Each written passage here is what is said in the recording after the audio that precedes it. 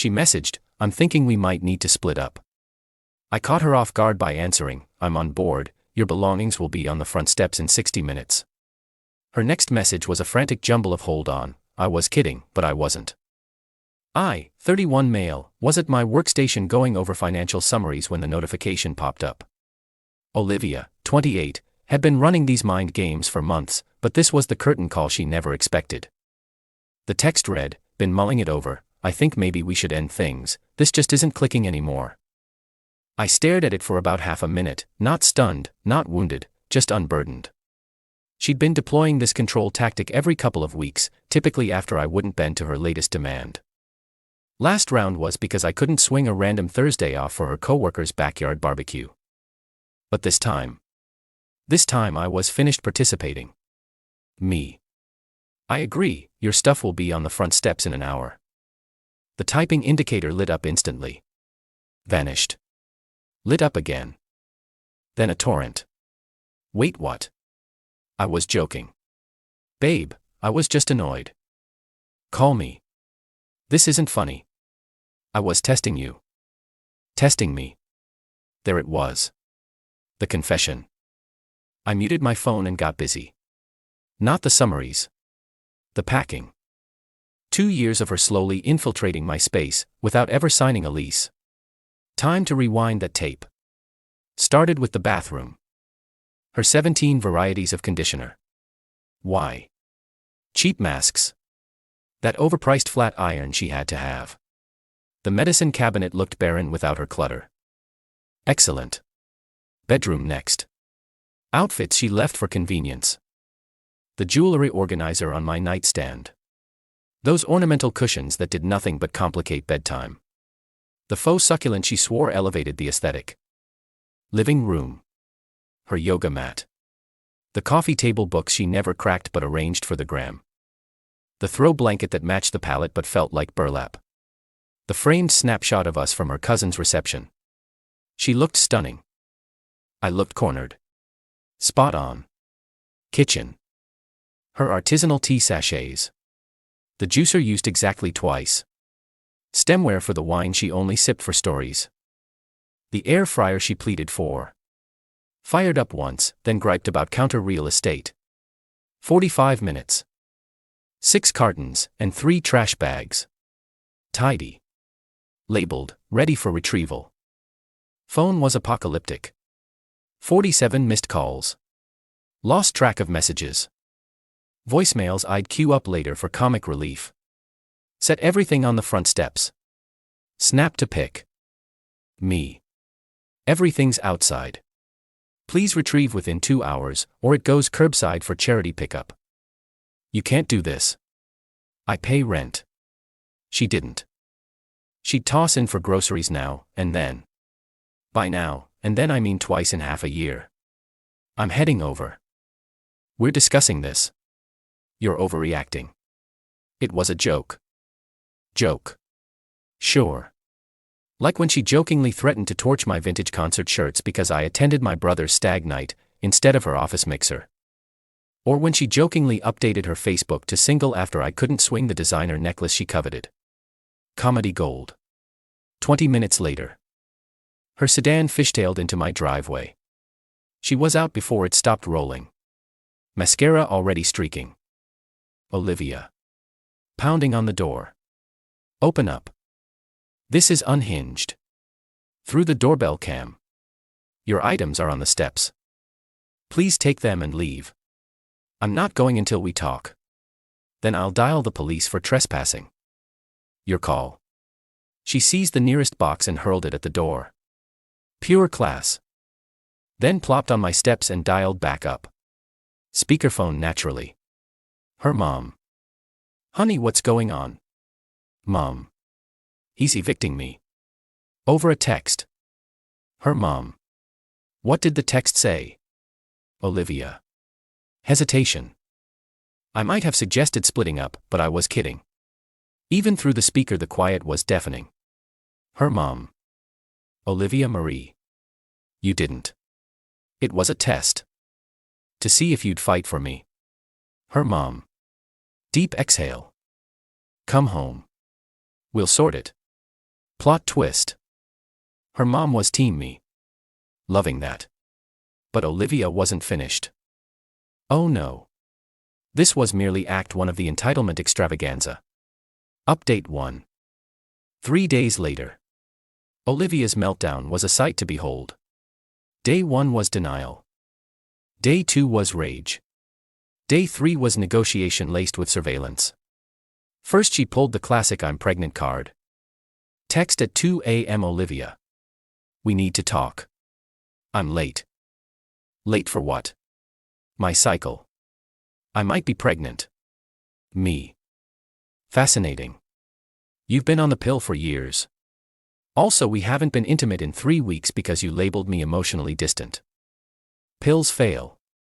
Sure. Take a test. Keep me posted. If positive, we'll manage it through attorneys.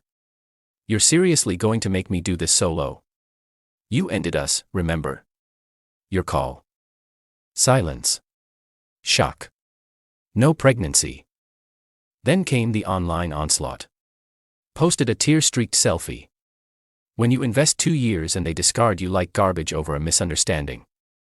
Her squad flooded the comments. Men are garbage. You deserve better, queen. His lost babe. But some shared contacts knew the truth. My friend Marco commented. Didn't you dump him though? Olivia nuked the post in under an hour.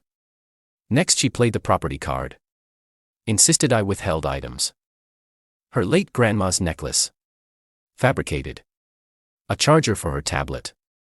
Mine. Sentimental keepsakes. Be precise or stop. Cash you owe me. For what? One message. Everything you left was on the steps. You chucked a box at my door then hauled it all away. I have chem footage. Cease. Then she escalated to professional sabotage. Yes, she went there. Phoned my workplace posing as my dentist about emergency results. Reception patched her to my mobile. Recognized the voice instantly. Me.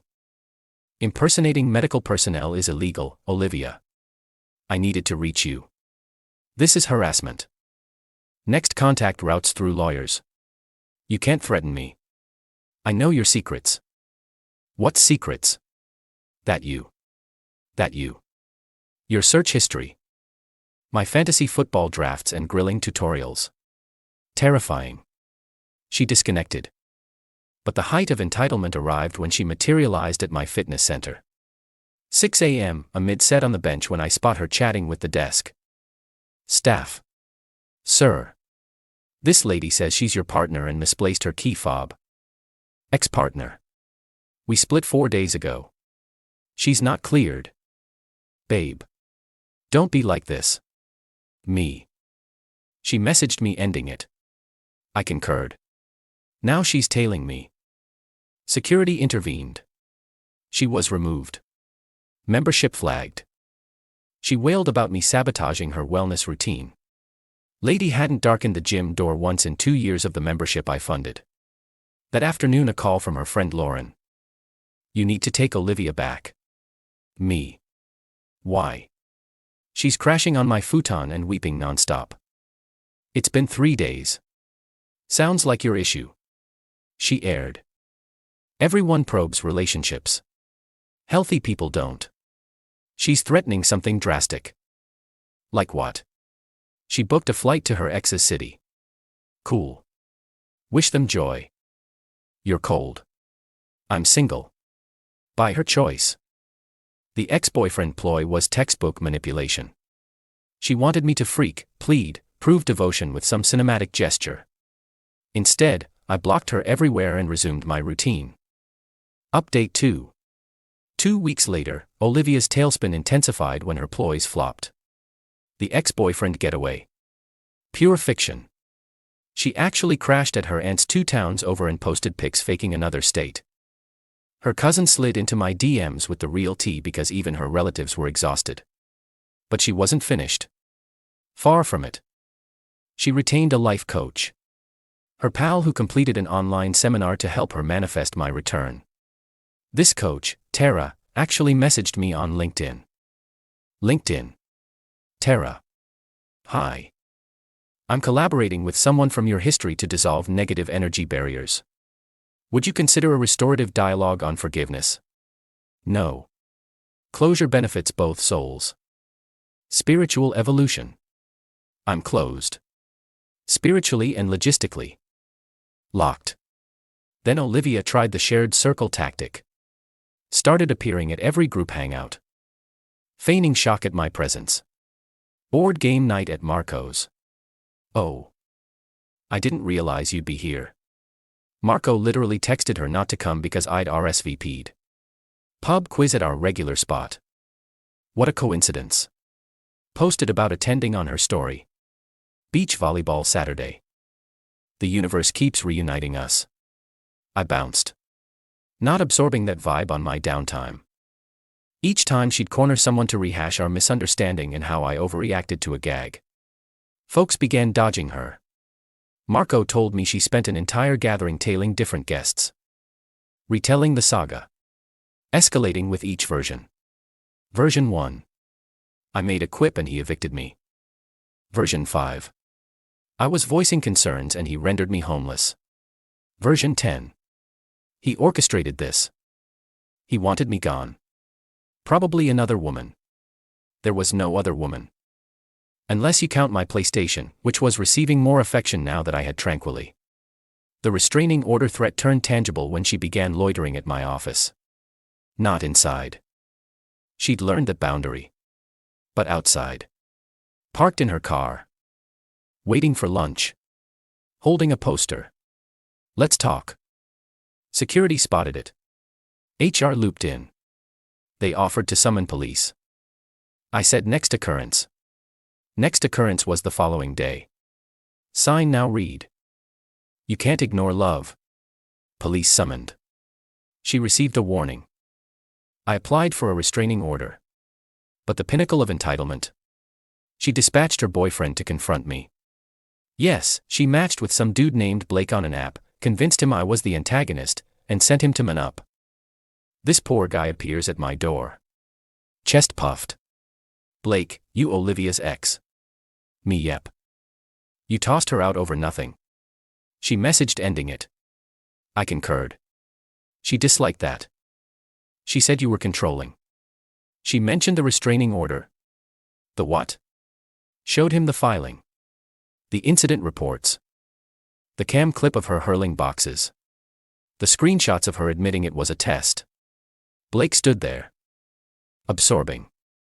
Then, bro, I'm sorry. I had no clue. She said you were harassing her. Run, Blake. Run fast. Already am. Thanks for the intel. He departed. Olivia rang me shrieking within 10 minutes. Didn't pick up. But the voicemail was gold. Apparently I sabotaged her shot at joy and turned Blake against her. Final update. 1 month later. The restraining order was approved. Olivia must remain 500 feet from me, my residence, and my workplace. The judge reviewed the evidence. Messages. Chem footage. Police logs. Testimonies from my gym and office. And actually stated, "Ma'am, you terminated the relationship." He accepted. Everything subsequent is harassment. Olivia tried to claim it was a miscommunication and I knew she was jesting. Judge asked why anyone would jest about separation. Her reply. To gauge if he truly loved me. Judge, that's manipulation. Not communication. Order issued. But even that didn't halt her immediately. She attempted workarounds. Mailed notes via mutual contacts. Returned unread. Had her mom phone me. Locked. Crafted burner social profiles. Reported. Appeared at venues just as I exited. Technically 500 feet. The breaking point was when she applied for a position at my firm. Different division. Same building. HR flagged it instantly due to the order. She threatened litigation for bias. Their legal department crushed that swiftly. Through the rumor mill, I learned the fallout. Lost most of her social circle when the full narrative surfaced.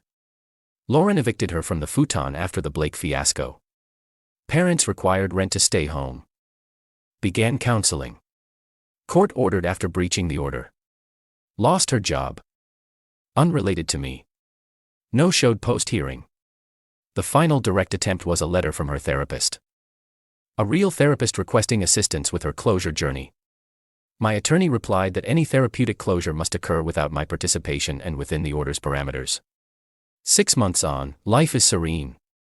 Dated lightly, nothing committed. Prioritized career. Earned promotion. Home gym sans drama. Replaced all her aesthetic clutter with items I actually enjoy. My apartment resembles a grown-up's domain, not a mood board. Bumped into her mom at the supermarket last week. Tense, but polite. Her mom. I'm sorry about it all, Ryan. Olivia's working on herself. Me. Hope it goes well for her. Mom. She knows she screwed up. The testing thing. I never taught her that. Me. It's finished now. Moving forward. Her mom. You're a decent guy. She had a solid thing. Me had. Past tense. Take care. And that's it. She probed our bond by threatening to dissolve it. I called her bluff by concurring. She anticipated I'd battle, plead, demonstrate affection via some sweeping act. Instead, I boxed her items and proceeded. The takeaway. When someone dangles departure to manipulate, permit it. If they wish to remain, they wouldn't dangle. And if it's a test, it's already flunked. My sole regret. Not acting sooner. Those ornamental cushions genuinely were torture to sleep with. Oh, and Olivia. Last intel. She's seeing some guy who adores those relationship games. They quiz each other nonstop. Split every other week. Ideal pairing. Me. I'm testing nothing except my new smoker recipes, and whether I can surpass my deadlift PR. Both outperforming any of her tests.